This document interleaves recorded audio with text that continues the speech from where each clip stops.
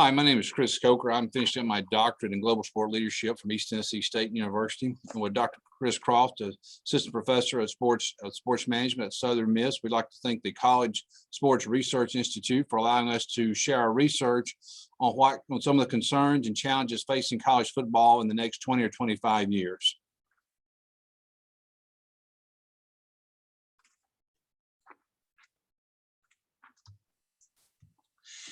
The purpose of this study was to look at, as Chris said, look at how football, obviously the popularity, it leads all American sports at 37% overall in the popularity. But as you take a closer look, the numbers do continue to decline. There's a couple of reasons there. You can see listed there on the bullet points. The cost of playing these sports for universities and colleges, as well as parents getting gear for their kids, shoulder pads, helmets, etc.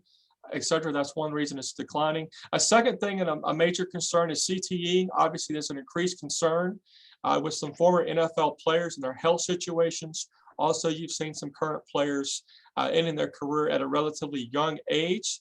This has certainly created more awareness down to the high school and youth sports with CTE protocols and long-term health effects.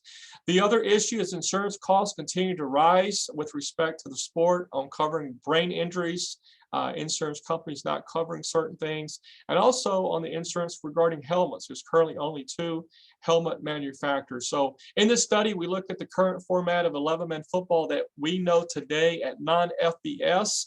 So that would be non-Power 5 and Group of 5 institutions over the next 25 years. And just looking at the concerns that they have today by the senior level administrators for football that may be portrayed down the road in the foreseeable future.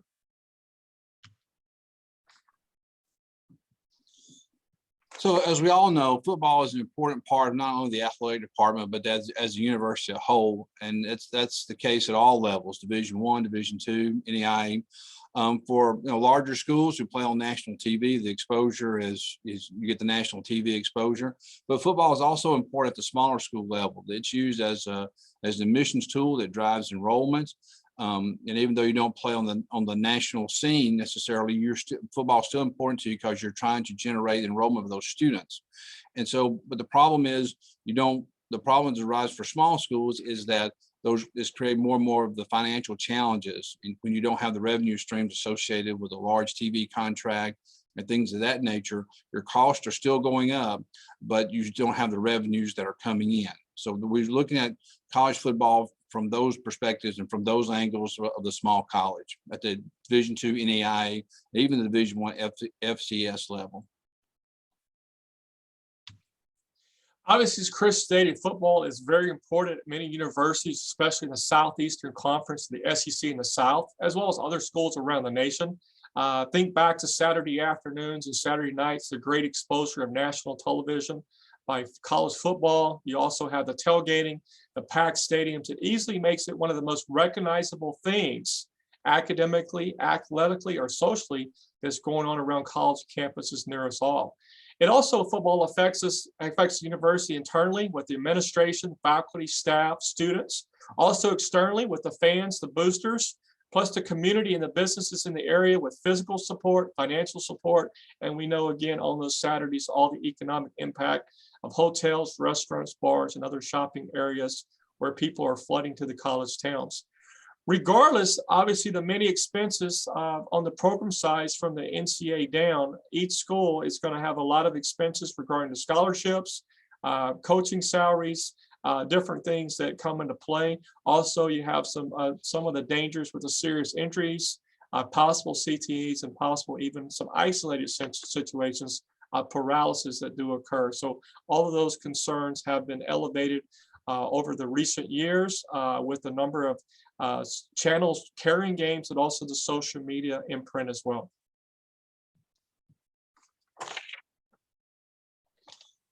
So in 2015, Cheslock and Knight did some study and started analyzing the current trends and conditions of intercollegiate college football, and just how those findings might affect college football down the way. High school football is trending down, is on pace to fall below 1 million in the near future. So how's that going to affect participation for smaller schools who may be at the Division III level, who may want to carry a football roster of 120 people?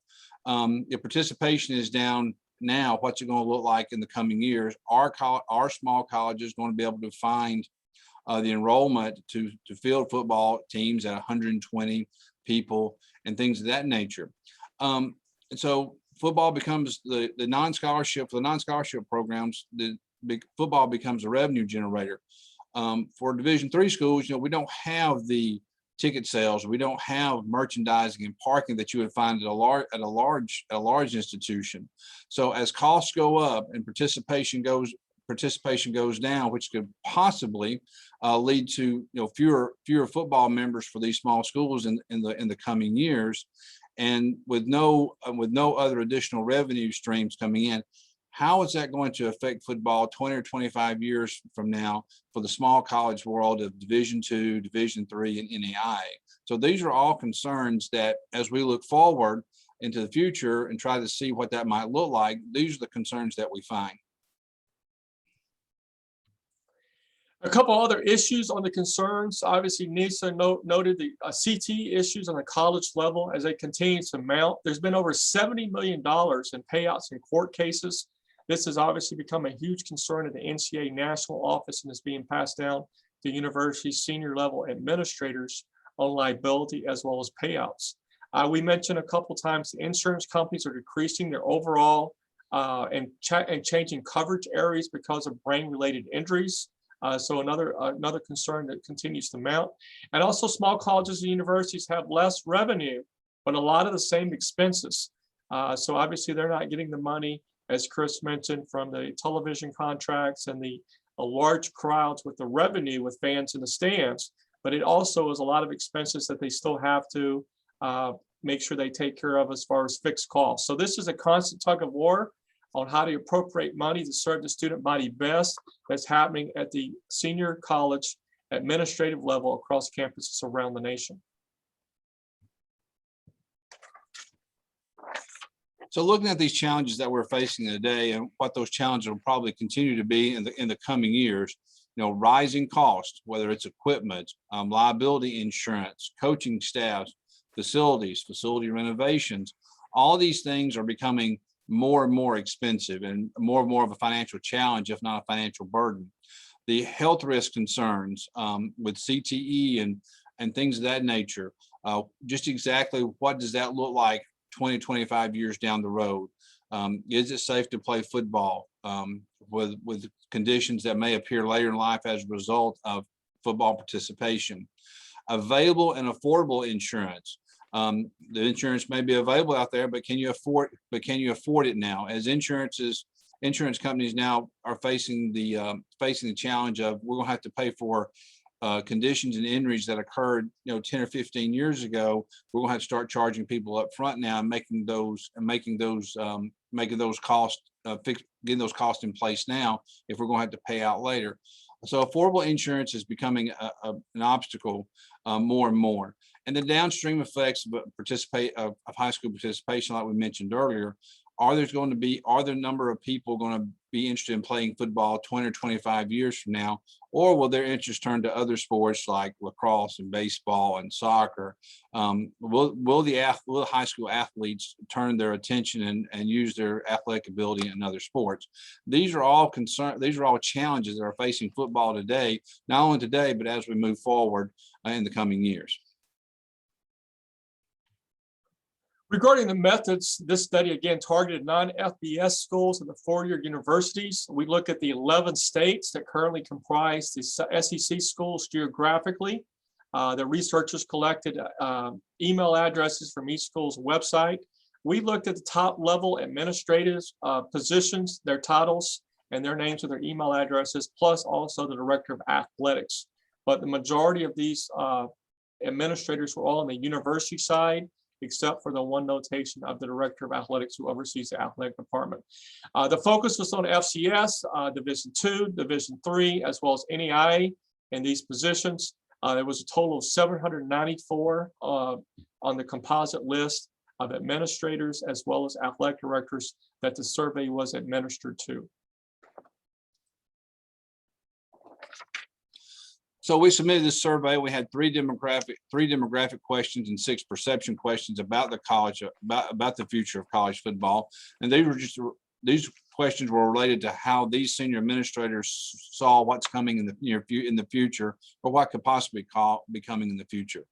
They rated their levels of concern on the financial future of college football, the rising costs of coaching salaries, facilities, constructions, as well as their overall concern of the legal risk for college football.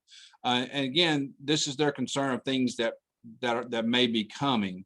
It may not be exactly what's going on today, but these are things that we are having to face as we move forward. We also utilize descriptive stats to break all this down. So our methods were we're trying to get people's views as institutional leaders. What is their vision and how they see football in the coming years? As far as the breakdown responses by level, you can see the notations there. NCAA Division II led the way with 32 total responses. NCAA Division I FCS was a close second at 27. One thing to note is that these two groups combined accounted for 59 of the total responses that we were able to receive. Obviously, there was 9 that decided not to identify themselves for various reasons.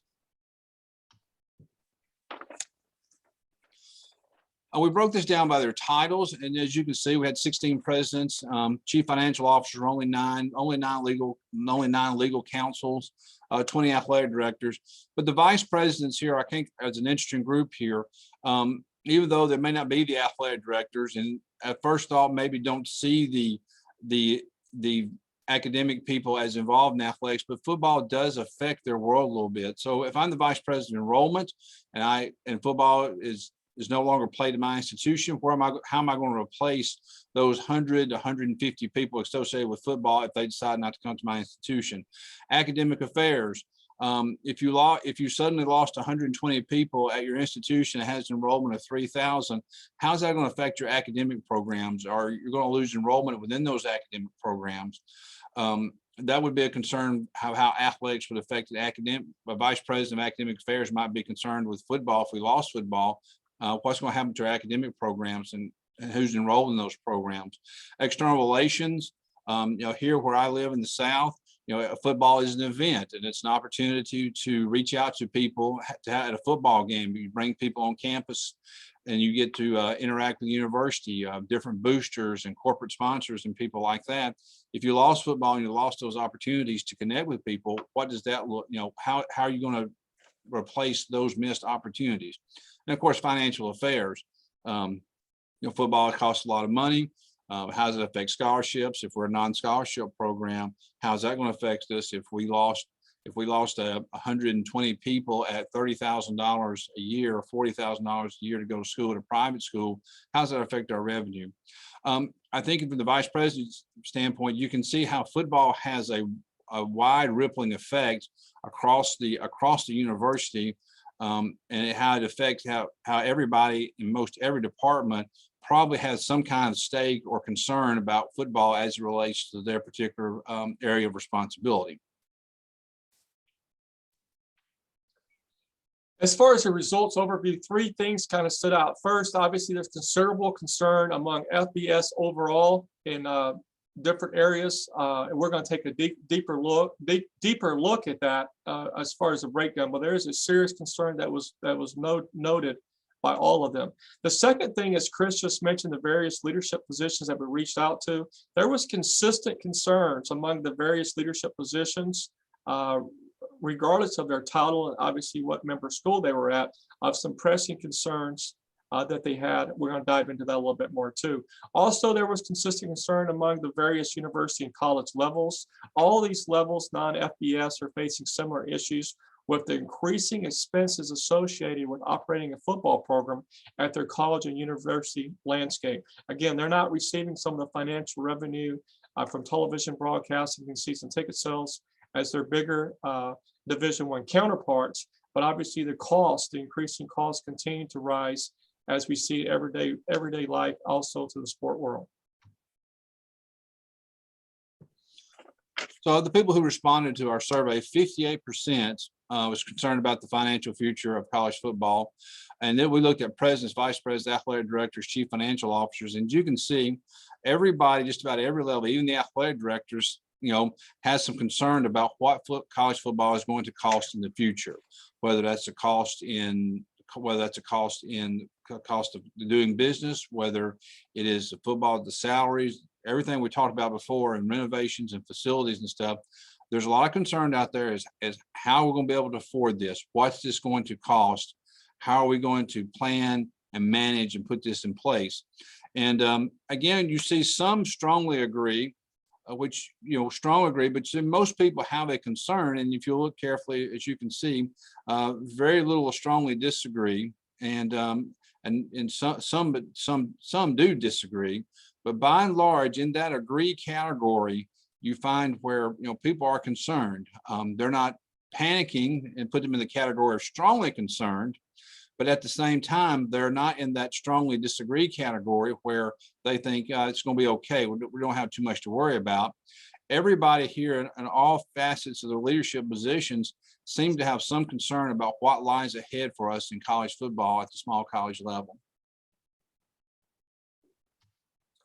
Also, we looked at the rising cost of football overall. In this question, 67% of the respondents were very concerned about these increasing issues. Almost 2 out of 3 respondents noted this. As you can see from the graph there, it was extremely high. NCAA Division I FCS and also NCAA Division II with the agree status, as well as a strongly agree category. So these were pressing deals at these areas. One thing to note, both these areas pertain to athletic scholarships, more closely aligned to NCAA Division I. FBS, obviously Division III is academic based. So that's one thing maybe to keep in mind regarding this is the rising costs associated with athletic scholarships, as well as some overall expenses to operate a football program. But this was by the level showing these concerns. We also asked a question about the legal risks associated with college football, and 56% of the people said, yes, we do have concern about the legal risks associated with college football. It's interesting to note that the legal counsels, those people who work directly in the legal field, seem to be pretty consistent between strongly agree and disagree, or kind of neutral. I found it very interesting that they were not overly concerned about the legal risks. But if you look at the vice presidents and the president especially, they have a lot of concern about the legal risks associated with football. The athletic directors are kind of in there, kind of in the middle, but again, still quite a bit of concern there as to who's responsible for the liability, what's going on with CTE and the court cases there and stuff. And I think what you'll find in the legal world, there is some concern. There's a lot of concern, but there's also quite a bit of uncertainty as to how the cases with CTE and things of that nature play out over the course of the next few years. And where does that legal risk reside? Is it in the insurance companies, universities, or maybe the individual themselves? The liability and stuff here and the uncertainty that's connected with it, I think, is generating quite a bit of concern from our various leaders. One other additional notation, obviously we looked at football by leadership. Do we think in the next 25 years, the number of schools offering football will increase, decrease, or stay the same?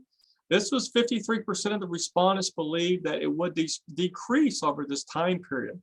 While just over half and not great significance, it is still very meaningful to understand that more did than not. Also, you can note it was very high among the vice president line.